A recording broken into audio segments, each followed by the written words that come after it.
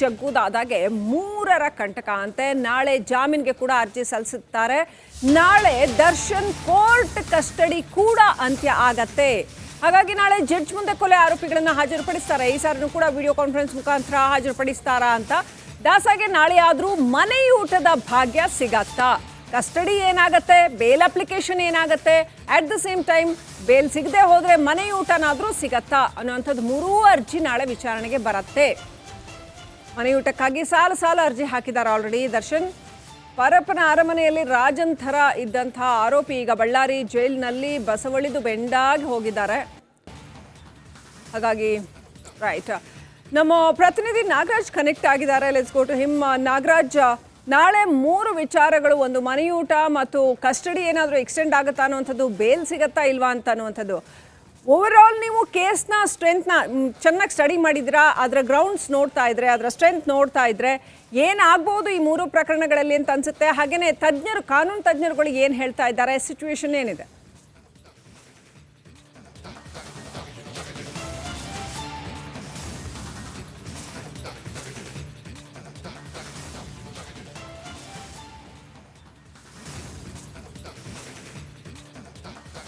ಶ್ರೀಲಕ್ಷ್ಮಿ, ಏನು ರೇಣುಕಾಸ್ವಾಮಿ ಕೊಲೆ ಪ್ರಕರಣಕ್ಕೆ ಸಂಬಂಧಿಸಿದಂತೆ, ಅದರಲ್ಲೂ ಪರ್ಟಿಕ್ಯುಲರ್ ಆಗಿ ದರ್ಶನ್ಗೆ ಸಂಬಂಧಿಸಿದಂತೆ ಕೋರ್ಟ್ನಲ್ಲಿ ನಾಳೆ ಮೂರು ವಿಚಾರಗಳು ಮುನ್ನೆಲೆಗೆ ಬರ್ತಾ ಇರ್ತಕ್ಕಂಥದ್ದು. ಅದರಲ್ಲಿ ಏನು ನಾಳೆ ಈ ಒಂದು ಪ್ರಕರಣದ 17 ಆರೋಪಿಗಳ ಒಂದು ನ್ಯಾಯಾಂಗ ಬಂಧನ ಅವಧಿ ಮುಕ್ತಾಯ ಆಗ್ತಾ ಇದೆ. ಅದಾದ ಬಳಿಕ ಏನು ಚಾರ್ಜ್ ಶೀಟ್ ಆದ ಬಳಿಕ ಮೊದಲ ಬಾರಿಗೆ 17 ಆರೋಪಿಗಳು 24ನೇ ACMM ನ್ಯಾಯಾಧೀಶರ ಎದುರು ವಿಡಿಯೋ ಕಾನ್ಫರೆನ್ಸ್ನಲ್ಲಿ ಹಾಜರಾಗ್ತಾ ಇರ್ತಕ್ಕಂಥದ್ದು. ಇದೇ ಸಂದರ್ಭದಲ್ಲಿ ಆರೋಪಿಗಳಿಗೆ ಚಾರ್ಜ್ ಶೀಟ್ನ ಪ್ರತಿ ಕೂಡ ಅವರ ವಕೀಲರಿಗೆ ಲಭ್ಯ ಆಗುವಂಥದ್ದು. ಚಾರ್ಜ್ ಶೀಟ್ನಲ್ಲಿ ಏನೆಲ್ಲ ದಾಖಲಿಸಲಾಗಿದೆ ಅನ್ನೋದು ಅಧಿಕೃತವಾಗಿ ನಾಳೆ ಆರೋಪಿಗಳ ಕೈಗೆ ಸಿಗುವಂಥದ್ದು ಒಂದು ಬೆಳವಣಿಗೆ. ಆದರೆ ಇದೇ ಸಂದರ್ಭದಲ್ಲಿ ಒಂದಷ್ಟು ಆರೋಪಿಗಳು ಅವರ ವಕೀಲರ ಮುಖಾಂತರವಾಗಿ ಬೇಲ್ಗೆ ಅರ್ಜಿಯನ್ನು ಸಲ್ಲಿಸೋದಕ್ಕೆ ಸೂಚಿಸುವ ಸಾಧ್ಯತೆಯೂ ಇದೆ ನಾಳೆ ಅನ್ನೋ ಒಂದು ಮಾತುಗಳು ಕೇಳಿ ಬರ್ತಾ ಇರ್ತಕ್ಕಂಥದ್ದು. ಇನ್ನು ಎರಡನೇದಾಗಿ ಪ್ರಮುಖವಾಗಿ ನಾಳೆ ನಟ ದರ್ಶನ್ ಜಾಮೀನಿಗೆ ಅರ್ಜಿಯನ್ನು ಸಲ್ಲಿಕೆ ಮಾಡೋ ವಿಚಾರವಾಗಿ ಮಾತುಗಳು ಕೇಳಿ ಬರ್ತಾ ಇದ್ದಾವೆ. ಯಾಕಂತಂದ್ರೆ ಏನು ಈ ಒಂದು ಪ್ರಕರಣದಲ್ಲಿ ಈಗಾಗಲೇ 4 ಜನ ಆರೋಪಿಗಳು ಸೆಷನ್ಸ್ ನ್ಯಾಯಾಲಯವನ್ನ ಜಾಮೀನು ಕೋರಿ ಅರ್ಜಿಯನ್ನು ಸಲ್ಲಿಕೆ ಮಾಡಿದ್ರು. ಆ 4 ಅರ್ಜಿಗಳು ವಜಾ ಆಗಿದ್ದಾವೆ. ಹೀಗಾಗಿ ಹೈಕೋರ್ಟ್ ಮೊರೆ ಹೋದ್ರೆ ಮಾತ್ರ ಜಾಮೀನು ಸಿಗೋ ಸಾಧ್ಯತೆ ಇರೋದ್ರಿಂದ ಈ ಒಂದು ಪ್ರಕರಣದ ಗಾಂಭೀರ್ಯತೆ ಮತ್ತೆ ಅದರ ಒಂದು ಕ್ರೂರತೆ ಜಾಸ್ತಿ ಇರೋದ್ರಿಂದ ಸೆಷನ್ಸ್ ಕೋರ್ಟ್ ನಲ್ಲಿ ಇವರಿಗೆ ಜಾಮೀನು ಸಿಗೋ ಸಾಧ್ಯತೆ ಕಡಿಮೆ ಇದೆ. ಹೀಗಾಗಿ ಹೈಕೋರ್ಟ್ಗೆ ಹೋಗ್ಬೇಕಂತಂದ್ರೆ ಮೊದಲಿಗೆ ಸೆಷನ್ಸ್ ಕೋರ್ಟ್ ಅಲ್ಲಿ ಜಾಮೀನು ಅರ್ಜಿ ವಜಾ ಆಗಿರಬೇಕು. ಈ ಹಿನ್ನೆಲೆಯಲ್ಲಿ ದರ್ಶನ್ ಚಾರ್ಜ್ ಶೀಟ್ ಕೈಗೆ ಸಿಗೋ ಮುನ್ನವೇ ನಾಳೆ ಜಾಮೀನು ಅರ್ಜಿಯನ್ನ ಸಲ್ಲಿಕೆ ಮಾಡಿ ಅದನ್ನು ವಜಾ ಆದ ಬಳಿಕ ಹೈಕೋರ್ಟ್ಗೆ ಹೋಗುವಂಥದ್ದು. Srilakshmi, okay, thank you Nagaraj. Details. ಜೈಲಲ್ಲಿರೋ ಜಗ್ಗುದಾದಾಗೆ ಮೂರರ ಕಂಟಕ ಅಂತೆ. ನಾಳೆ ಜಾಮೀನಿಗೆ ಕೂಡ ಅರ್ಜಿ ಸಲ್ಲಿಸುತ್ತಾರೆ. ನಾಳೆ ದರ್ಶನ್ ಕೋರ್ಟ್ ಕಸ್ಟಡಿ ಕೂಡ ಅಂತ್ಯ ಆಗತ್ತೆ. ಹಾಗಾಗಿ ನಾಳೆ ಜಡ್ಜ್ ಮುಂದೆ ಕೊಲೆ ಆರೋಪಿಗಳನ್ನ ಹಾಜರುಪಡಿಸ್ತಾರೆ. ಈ ಸಾರಿನೂ ಕೂಡ ವಿಡಿಯೋ ಕಾನ್ಫರೆನ್ಸ್ ಮುಖಾಂತರ ಹಾಜರುಪಡಿಸ್ತಾರಾ ಅಂತ. ದಾಸಾಗೆ ನಾಳೆ ಆದ್ರೂ ಮನೆಯೂಟದ ಭಾಗ್ಯ ಸಿಗತ್ತಾ? ಕಸ್ಟಡಿ ಏನಾಗತ್ತೆ, ಬೇಲ್ ಅಪ್ಲಿಕೇಶನ್ ಏನಾಗತ್ತೆ, at the same time bail ಸಿಗದೆ ಹೋದ್ರೆ ಮನೆಯೂಟನಾದ್ರೂ ಸಿಗತ್ತಾ ಅನ್ನುವಂಥದ್ದು ಮೂರೂ ಅರ್ಜಿ ನಾಳೆ ವಿಚಾರಣೆಗೆ ಬರುತ್ತೆ. ಮನೆಯೂಟಕ್ಕಾಗಿ ಸಾಲು ಅರ್ಜಿ ಹಾಕಿದ್ದಾರೆ ಆಲ್ರೆಡಿ. ದರ್ಶನ್ ಪರಪ್ಪನ ಅರಮನೆಯಲ್ಲಿ ರಾಜನ್ ಥರ ಇದ್ದಂತಹ ಆರೋಪಿ ಈಗ ಬಳ್ಳಾರಿ ಜೈಲಿನಲ್ಲಿ ಬಸವಳಿದು ಬೆಂಡಾಗಿ ಹೋಗಿದ್ದಾರೆ. ಹಾಗಾಗಿ ರೈಟ್, ನಮ್ಮ ಪ್ರತಿನಿಧಿ ನಾಗರಾಜ್ ಕನೆಕ್ಟ್ ಆಗಿದ್ದಾರೆ. Let's go to him. Nagaraj, ನಾಳೆ ಮೂರು ವಿಚಾರಗಳು, ಒಂದು ಮನೆಯೂಟ ಮತ್ತು ಕಸ್ಟಡಿ ಏನಾದರೂ ಎಕ್ಸ್ಟೆಂಡ್ ಆಗುತ್ತಾ ಅನ್ನುವಂಥದ್ದು, ಬೇಲ್ ಸಿಗತ್ತಾ ಇಲ್ವಾ ಅಂತ ಅನ್ನುವಂಥದ್ದು.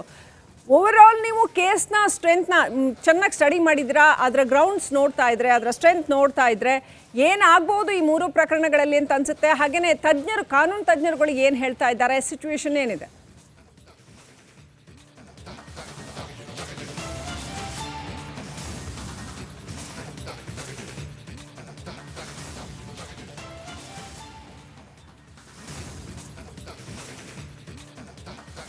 ಶ್ರೀಲಕ್ಷ್ಮಿ, ಏನು ರೇಣುಕಾಸ್ವಾಮಿ ಕೊಲೆ ಪ್ರಕರಣಕ್ಕೆ ಸಂಬಂಧಿಸಿದಂತೆ, ಅದರಲ್ಲೂ ಪರ್ಟಿಕ್ಯುಲರ್ ಆಗಿ ದರ್ಶನ್ಗೆ ಸಂಬಂಧಿಸಿದಂತೆ ಕೋರ್ಟ್ನಲ್ಲಿ ನಾಳೆ ಮೂರು ವಿಚಾರಗಳು ಮುನ್ನೆಲೆಗೆ ಬರ್ತಾ ಇರ್ತಕ್ಕಂಥದ್ದು. ಅದರಲ್ಲಿ ಏನು ನಾಳೆ ಈ ಒಂದು ಪ್ರಕರಣದ 17 ಆರೋಪಿಗಳ ಒಂದು ನ್ಯಾಯಾಂಗ ಬಂಧನ ಅವಧಿ ಮುಕ್ತಾಯ ಆಗ್ತಾ ಇದೆ.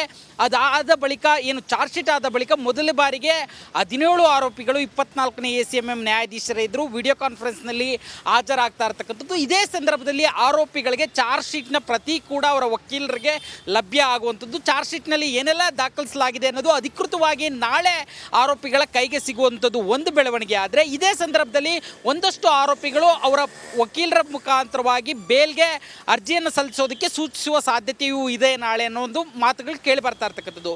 ಇನ್ನು ಎರಡನೇದಾಗಿ ಪ್ರಮುಖವಾಗಿ ನಾಳೆ ನಟ ದರ್ಶನ್ ಜಾಮೀನಿಗೆ ಅರ್ಜಿಯನ್ನು ಸಲ್ಲಿಕೆ ಮಾಡೋ ವಿಚಾರವಾಗಿ ಮಾತುಗಳು ಕೇಳಿ ಬರ್ತಾ ಇದ್ದಾವೆ. ಯಾಕಂತಂದರೆ ಏನು ಈ ಒಂದು ಪ್ರಕರಣದಲ್ಲಿ ಈಗಾಗಲೇ 4 ಜನ ಆರೋಪಿಗಳು ಸೆಷನ್ಸ್ ನ್ಯಾಯಾಲಯವನ್ನು ಜಾಮೀನು ಕೋರಿ ಅರ್ಜಿಯನ್ನು ಸಲ್ಲಿಕೆ ಮಾಡಿದ್ರು. ಆ 4 ಅರ್ಜಿಗಳು ವಜಾ ಆಗಿದ್ದಾವೆ. ಹೀಗಾಗಿ ಹೈಕೋರ್ಟ್ ಮೊರೆ ಹೋದ್ರೆ ಮಾತ್ರ ಜಾಮೀನು ಸಿಗೋ ಸಾಧ್ಯತೆ ಇರೋದ್ರಿಂದ ಈ ಒಂದು ಪ್ರಕರಣದ ಗಾಂಭೀರ್ಯತೆ ಮತ್ತೆ ಅದರ ಒಂದು ಕ್ರೂರತೆ ಜಾಸ್ತಿ ಇರೋದ್ರಿಂದ ಸೆಷನ್ಸ್ ಕೋರ್ಟ್ನಲ್ಲಿ ಇವರಿಗೆ ಜಾಮೀನು ಸಿಗೋ ಸಾಧ್ಯತೆ ಕಡಿಮೆ ಇದೆ. ಹೀಗಾಗಿ ಹೈಕೋರ್ಟ್ಗೆ ಹೋಗ್ಬೇಕಂತಂದ್ರೆ ಮೊದಲಿಗೆ ಸೆಷನ್ಸ್ ಕೋರ್ಟಲ್ಲಿ ಜಾಮೀನು ಅರ್ಜಿ ವಜಾ ಆಗಿರಬೇಕು. ಈ ಹಿನ್ನೆಲೆಯಲ್ಲಿ ದರ್ಶನ್ ಚಾರ್ಜ್ ಶೀಟ್ ಕೈಗೆ ಸಿಗೋ ಮುನ್ನವೇ ನಾಳೆ ಜಾಮೀನು ಅರ್ಜಿಯನ್ನು ಸಲ್ಲಿಕೆ ಮಾಡಿ ಅದನ್ನು ವಜಾ ಆದ ಬಳಿಕ ಹೈಕೋರ್ಟ್ಗೆ ಹೋಗುವಂಥದ್ದು. Srilakshmi. Okay, thank you Nagaraj. Details ಜೈಲಲ್ಲಿರೋ ಜಗ್ಗುದಾದಾಗೆ 3ರ ಕಂಟಕ ಅಂತೆ. ನಾಳೆ ಜಾಮೀನಿಗೆ ಕೂಡ ಅರ್ಜಿ ಸಲ್ಲಿಸುತ್ತಾರೆ. ನಾಳೆ ದರ್ಶನ್ ಕೋರ್ಟ್ ಕಸ್ಟಡಿ ಕೂಡ ಅಂತ್ಯ ಆಗತ್ತೆ. ಹಾಗಾಗಿ ನಾಳೆ ಜಡ್ಜ್ ಮುಂದೆ ಕೊಲೆ ಆರೋಪಿಗಳನ್ನ ಹಾಜರುಪಡಿಸ್ತಾರೆ. ಈ ಸಾರಿನೂ ಕೂಡ ವಿಡಿಯೋ ಕಾನ್ಫರೆನ್ಸ್ ಮುಖಾಂತರ ಹಾಜರುಪಡಿಸ್ತಾರಾ ಅಂತ. ದಾಸಾಗೆ ನಾಳೆ ಆದ್ರೂ ಮನೆಯೂಟದ ಭಾಗ್ಯ ಸಿಗತ್ತಾ? ಕಸ್ಟಡಿ ಏನಾಗತ್ತೆ, ಬೇಲ್ ಅಪ್ಲಿಕೇಶನ್ ಏನಾಗತ್ತೆ, at the same time bail ಸಿಗದೆ ಹೋದ್ರೆ ಮನೆಯೂಟನಾದ್ರೂ ಸಿಗತ್ತಾ ಅನ್ನೋಂಥದ್ದು 3 ಅರ್ಜಿ ನಾಳೆ ವಿಚಾರಣೆಗೆ ಬರುತ್ತೆ. ಮನೆಯೂಟಕ್ಕಾಗಿ ಸಾಲು ಅರ್ಜಿ ಹಾಕಿದ್ದಾರೆ ಆಲ್ರೆಡಿ ದರ್ಶನ್. ಪರಪ್ಪನ ಅರಮನೆಯಲ್ಲಿ ರಾಜನ್ ಥರ ಇದ್ದಂಥ ಆರೋಪಿ ಈಗ ಬಳ್ಳಾರಿ ಜೈಲಿನಲ್ಲಿ ಬಸವಳಿದು ಬೆಂಡಾಗಿ ಹೋಗಿದ್ದಾರೆ. ಹಾಗಾಗಿ ರೈಟ್, ನಮ್ಮ ಪ್ರತಿನಿಧಿ ನಾಗರಾಜ್ ಕನೆಕ್ಟ್ ಆಗಿದ್ದಾರೆ. Let's go to him. Nagaraj, ನಾಳೆ 3 ವಿಚಾರಗಳು, ಒಂದು ಮನೆಯೂಟ ಮತ್ತು ಕಸ್ಟಡಿ ಏನಾದರೂ ಎಕ್ಸ್ಟೆಂಡ್ ಆಗುತ್ತಾ ಅನ್ನುವಂಥದ್ದು, ಬೇಲ್ ಸಿಗತ್ತಾ ಇಲ್ವಾ ಅಂತ ಅನ್ನುವಂಥದ್ದು. ಓವರ್ ಆಲ್ ನೀವು ಕೇಸ್ನ ಸ್ಟ್ರೆಂತ್ನ ಚೆನ್ನಾಗಿ ಸ್ಟಡಿ ಮಾಡಿದ್ದೀರಾ, ಅದರ ಗ್ರೌಂಡ್ಸ್ ನೋಡ್ತಾ ಇದ್ರೆ, ಅದರ ಸ್ಟ್ರೆಂತ್ ನೋಡ್ತಾ ಇದ್ರೆ ಏನಾಗ್ಬೋದು ಈ 3 ಪ್ರಕರಣಗಳಲ್ಲಿ ಅಂತ ಅನ್ಸುತ್ತೆ. ಹಾಗೇನೆ ಕಾನೂನು ತಜ್ಞರುಗಳು ಏನು ಹೇಳ್ತಾ ಇದ್ದಾರೆ, ಸಿಚುವೇಶನ್ ಏನಿದೆ?